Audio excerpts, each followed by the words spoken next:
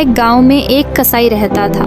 वह रोज एक हद तक गोश्त लाता और झट से बेचकर घर चला जाता। उसी मंडी में और भी बहुत सी कसाईयों की दुकानें थीं, लेकिन उनके पास इतना गोश्त होता कि सारा दिन भी बेचते रहते तो गोश्त ख़त्म न होता। उसी मंडी में एक करियाना की दुकान थी। उसका मालिक रोज़ ये माजरात देखता और दुखी होता कि उस कसाई के पास और पैसे नहीं होंगे। तभी वो एक हद तक गोश्त लाता है और बेच कर चला जाता है। हालांकि इस कसाई का गोश्त सब कसाईयों के गोश्त से बहुत जल्दी पक जाता था। इस दुकानदार को बहुत तरस आया कि मुझे इस कसाई की मदद करनी चाहिए था कि वो अपने घर वालों के लिए मज़ीद कमा सके। हर रोज़ की तरह आज भी वो कसाई सुबह होते ही इस हद तक गोश्त लाया और बेचने बैठ गया और दोपहर से पहले ही गोश्त बेचकर अपना सामान समेट कर जाने लगा तो उस दुकानदार ने उसको आवाज़ दी, भाई ज़रा बात सुनना। कसाई खुशी से टमटमाते चेहरे के साथ इस दुकानदार की आवाज़ सुनकर उसकी जानिब बढ़ा। जी जनाब, क्या बात है? कसाई ने खुशी के भरपूर लहजे में पूछा। भाई, मैं रोज़ तुमको देखता हूँ कि तुम एक हद तक गोश्त लाते हो और थोड़े ही वक्त में बेच कर चले जाते हो। क्या तुम्हारे पास मज़ीद पैसे नहीं हैं कि तुम और गोश्त बढ़ाकर मज़ीद पैसे कमा सकूं? दुकानदार ने हमदर्दी से पूछा। नहीं, मेरे पास जितने पैसे बचते हैं उनमें इतना ही गोश्त आता है और मैं बेच कर घर चला जाता हूँ, कसाई ने जवाब दिया। दुकानदार को बहुत दुख हुआ। उसने सोचा कि मेरा अंदाज़ा बिल्कुल ठीक निकला। इसने कुज़ाज़ से कहा, मैं एक बात कहना चाहता हूँ, तुमसे अगर बुरा ना महसूस करो तो। दुकानदार डरते हुए अपनी बात की तरफ आया। जी कहिए, कसाई ने कहा। मैं आपकी मदद करना चाहता हूँ ताकि आप और गोश्त लाकर अपने घर वालों का सहारा बने, दुकानदार ने कहा।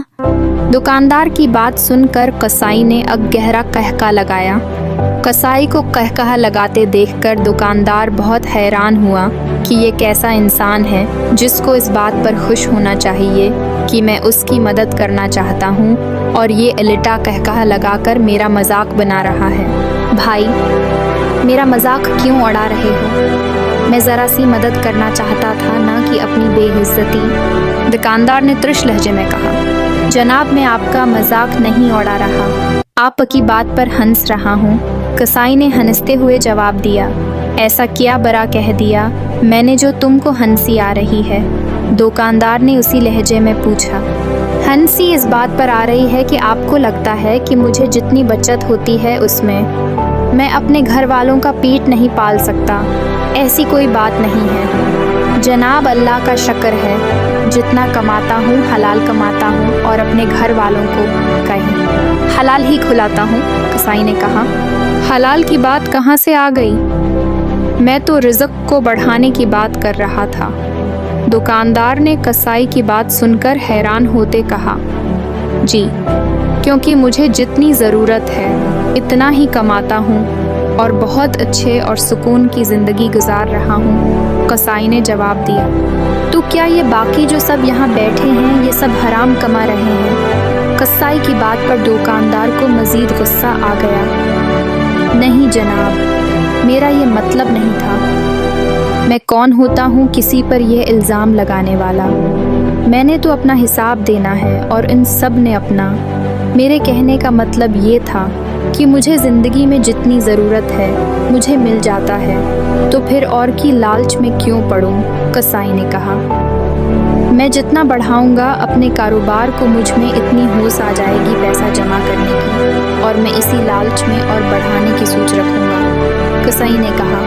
ये तो सब करते हैं, कौन नहीं चाहते कि वह अपना कारोबार बढ़ाए और तरक्की करे ताकि घर वाले को एक पर सुकून ज़िंदगी गुजार सकें। इसमें पैसा जमा करने और होश की बात कहाँ से आ गई? दुकानदार ने कहा।